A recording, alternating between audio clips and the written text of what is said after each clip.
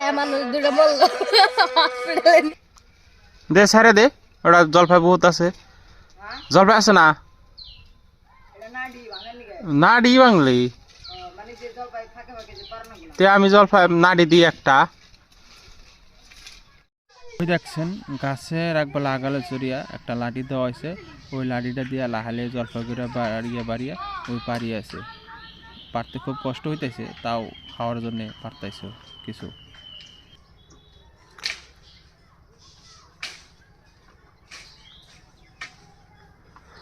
গাছের ডাল কাটা দেওয়া হয়েছে, কত কষ্ট করে জলপাই কেনা পারা হইতেছে দেখতেছেন, খুবই কষ্ট হইতেছে।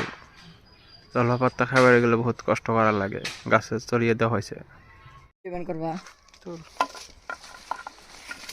বহুত গেলা জলপাই পারা হয়েছে, আজকে ডাল কাটা সব জলপাই বাইরে নিয়ে গেছে গা। অল্প আছে, আমরা অল্প স্বল্পই আলামালা পাইরে অল্প ভর্তা বানাবো, অতি কটা নিব পারলো যে।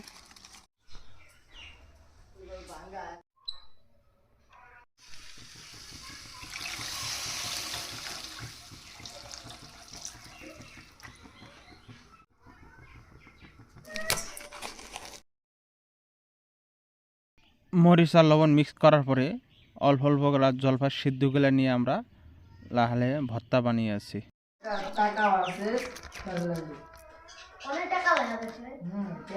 এটা বর্তমান আর একটা সেই যে ঝাল ছাড়া একদম ঝাড়ঝাড়া জলপাই আচার, এটা একদম ডিসকাস্টিং। সরা সরা, এটা কাম নাই।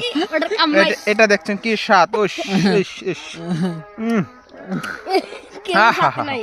কার কার খাওয়ার ইচ্ছা আছে কমেন্ট করে জানাবেন। এস রে ঝাড়ঝাড়াটা পড়ে গেল, ওটা কাম নাই, ওটা ভাগছে। কার কার খাওয়ার মন ধরছে কমেন্ট করে জানাবেন। আর আঙ্গবাড়ি দাওয়াত রইল সবারে। কে পাইছে এত সুস্বাদু যে ভালো লাগতেছে। আর এই অর্ডার খাই আমার বমি হয়েছে দুইবার।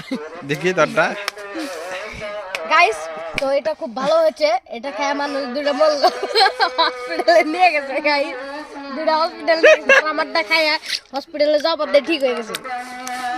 এটা আর খায়া মানুষ একদম টয়লেটে খালি আসতে আর গেতেছে, মানে এটার কোনো সাপোর্ট নাই।